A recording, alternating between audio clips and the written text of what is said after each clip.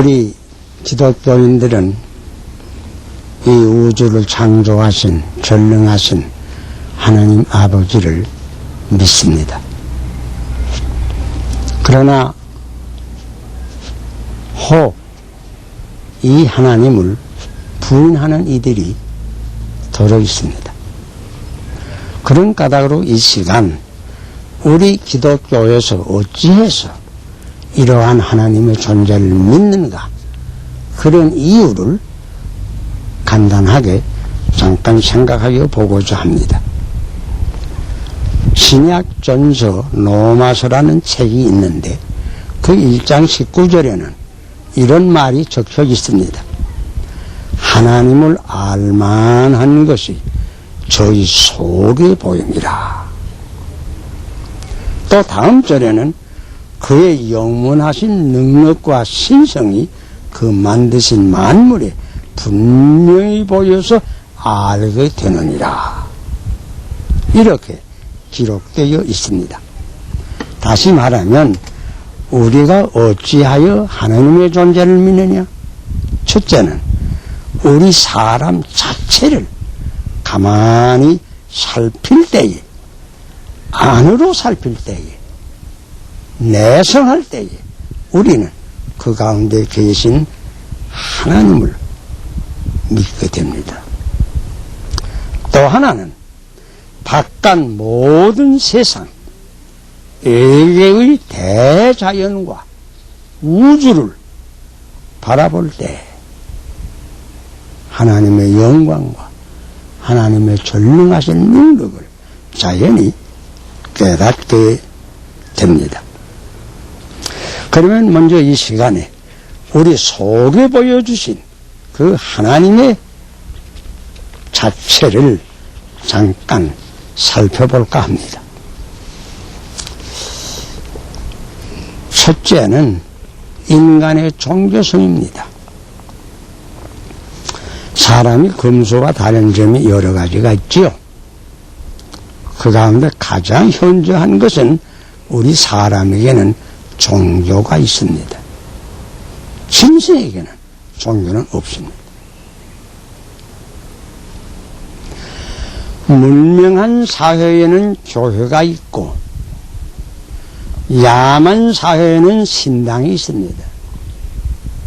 동양에도 그렇고 서양에도 그렇고 아프리카에도 그렇고 남양군대에도 그렇고 또 현대만 그런 것이 아닙니다.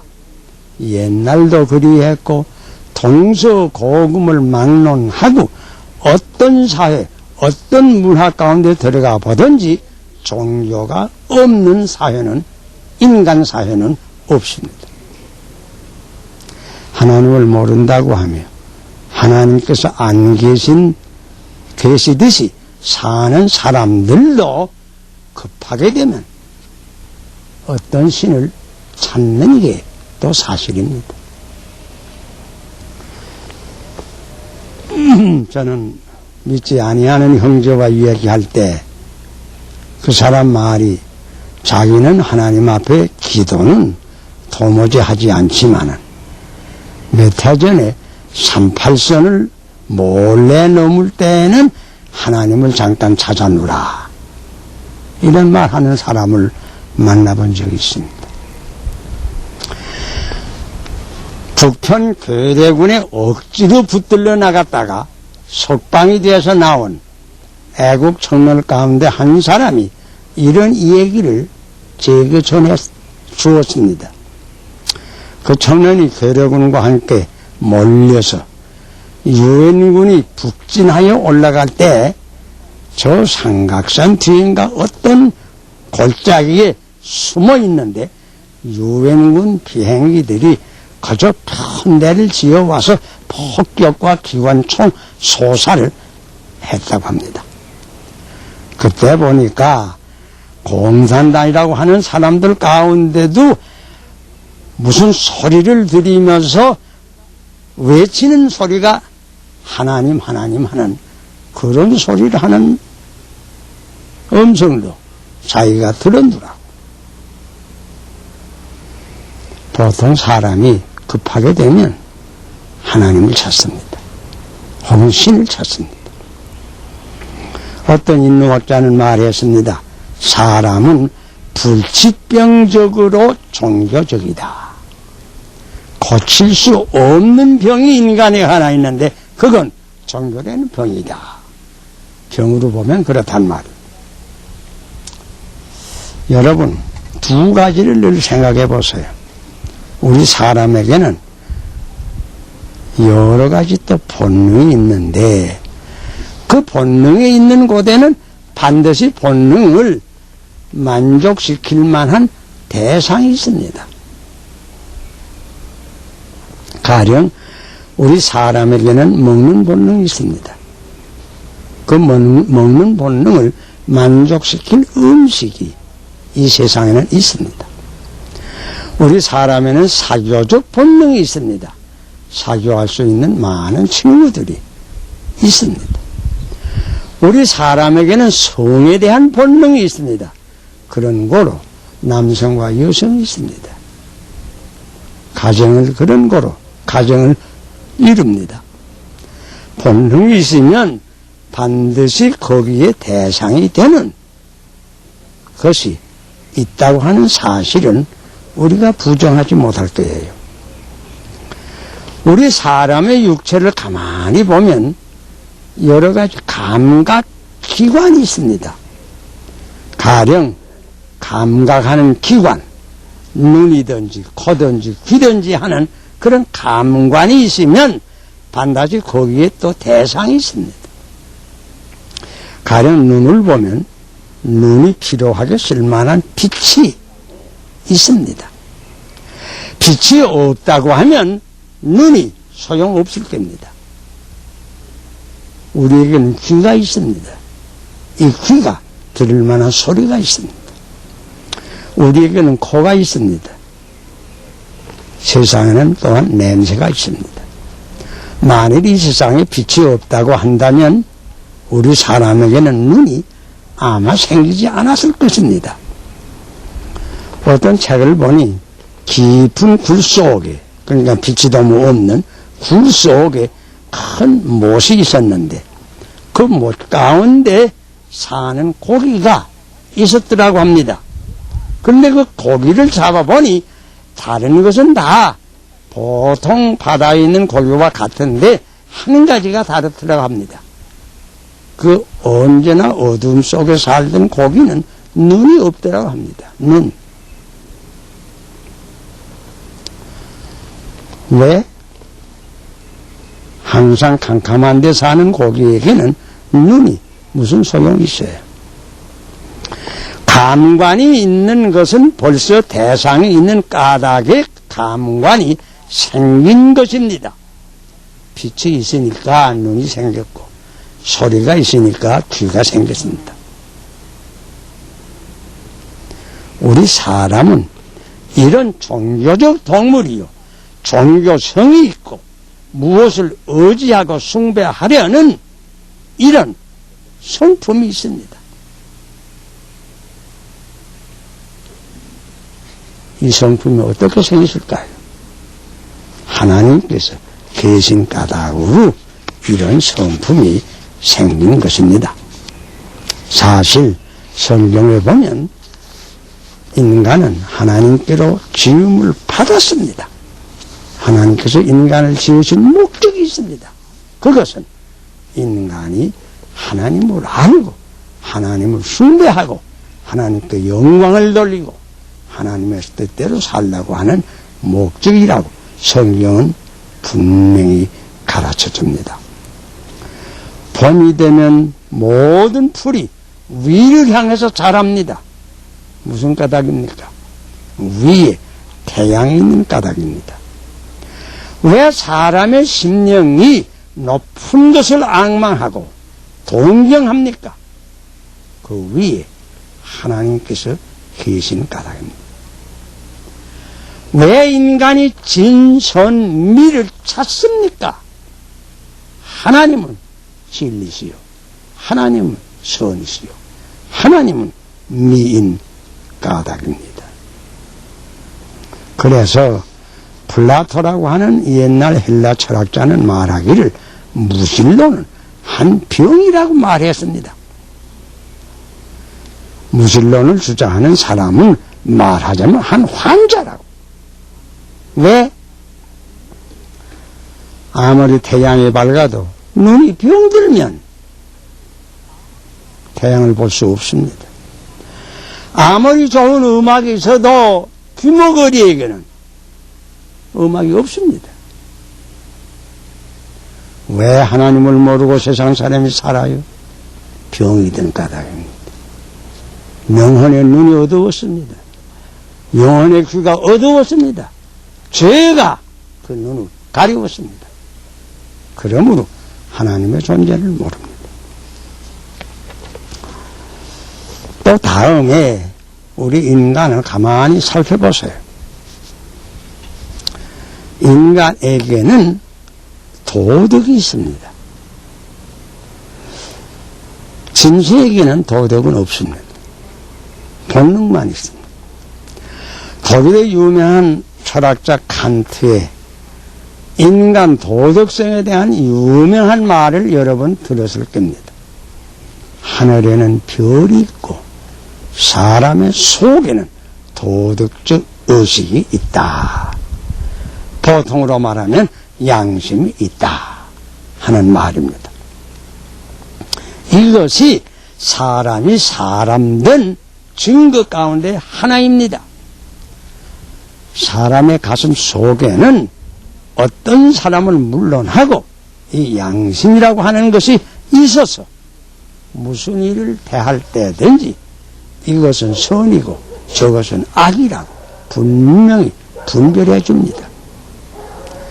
물론 어떤 때는 양심이 마비될 때도 있습니다. 하지만 아주 마비는 안 됩니다. 양심이 때로는 죽은 것 같지만은 살아날 때가 반드시 또한 옵니다. 선악을 분간하여 줍니다. 선하게 할 때에는 우리의 마음이 기쁘게 만들고 악을 행할 때에는 우리의 얼굴이 붉어지고 부끄러워집니다. 이 양심이라는 것이 언제든지 속에 있어서 잘할 때는 칭찬을 해주고 잘못할 때는 책망을 해줍니다. 이것이 인간입니다. 인간에게는 이렇게 양심이 있습니다. 물론 여기에도 인간의 이러한 도덕성을 부인하려고 하는 사람들도 없지는 않습니다. 그래서 양심을 여러 가지 말로 설명해 내버리려고 하는 사람들이 서로 들어있어요. 어떤 사람 말합니다. 양심이 별것인가?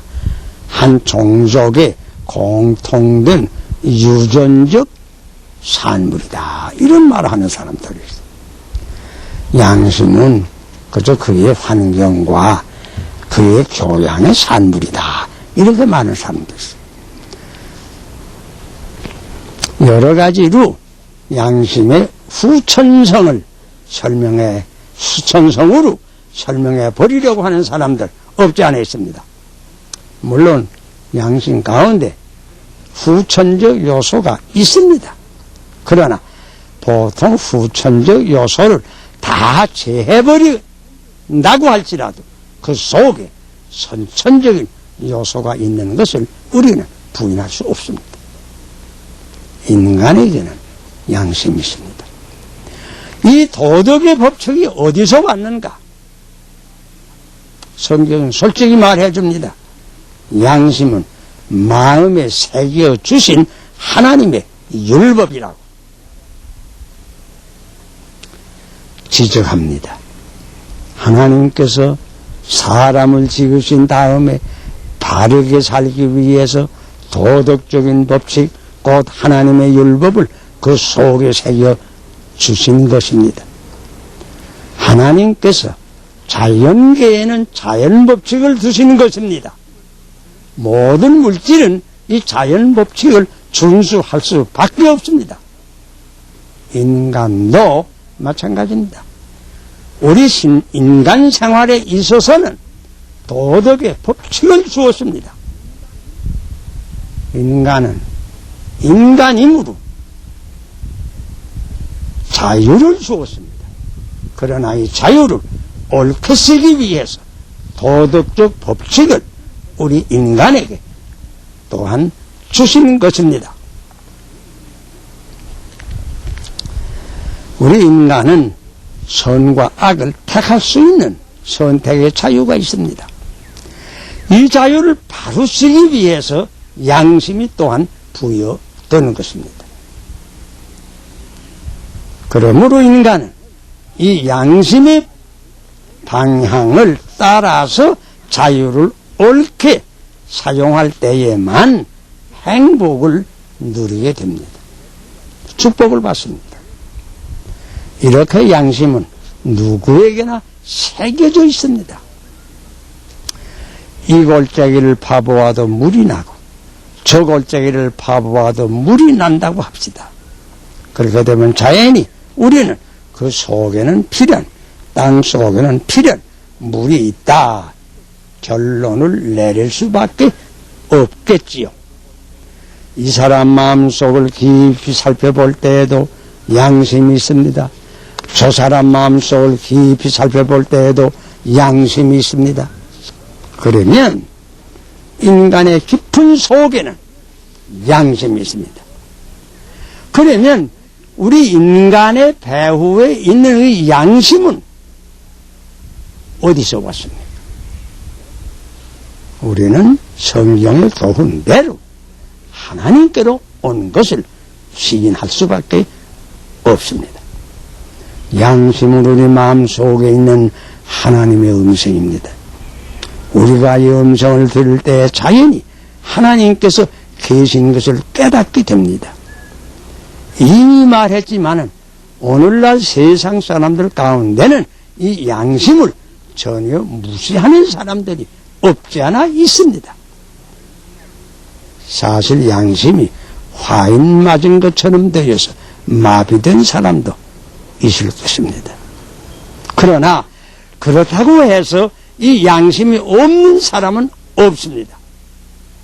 고요히 자리에 누울 때 혹은 아침에 일찍이 깨어서 고요히 자기를 살펴볼 때 혹은 꿈속에 누구나 이 양심의 음성을 들을 때가 반드시 옵니다. 왜? 하나님께서 양심을 통해서 인간에게 말씀해 주시고 자기의 존재를 나타내시는 것입니다. 그러므로 우리는 속을 스스로 살펴볼 때, 다시 말하면 인간의 종교성, 인간의 도덕성을 가만히 살펴볼 때 하나님께서 과연 계신 것을 확실히 믿게